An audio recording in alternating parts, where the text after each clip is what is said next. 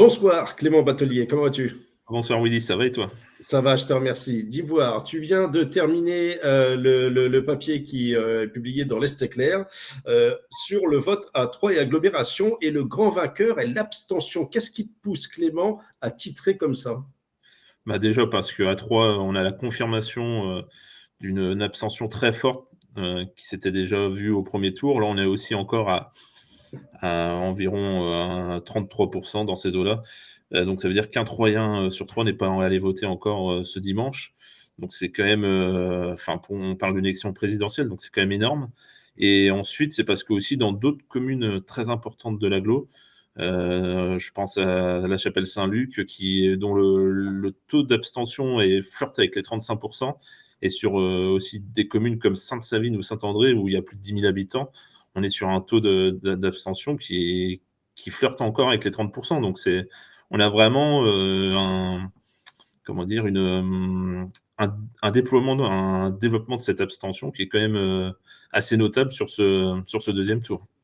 Alors, on a pu voir que tu avais également interrogé François Barouin, le maire pardon, de Troyes. Qu'est-ce qu'il en pense, Barouin, justement, de ça, de ce niveau-là? Alors, moi, je l'ai interrogé uniquement sur le cas troyen, même s'il est président de TCM. Lui, sur le cas troyen, il dit que c'est pas forcément une nouveauté, que en gros, c'est quelque chose qu'ils ont vérifié sur les élections, on va dire, à dimension nationale. Après, il hésite, il hésite pas à mettre un petit tacle au président sortant en expliquant que c'est un peu lui, avec la manière qu'il a eu de gouverner les 5 dernières années, comme il dit, la manière technocratique, hein, c'est-à-dire sans tenir compte, on va dire, des collectivités locales notamment. Donc, il a fait passer ce message-là, qui est bien sûr, c'est un message politique, hein, par rapport aussi aux élections à venir, quoi, donc aux législatives. Donc voilà.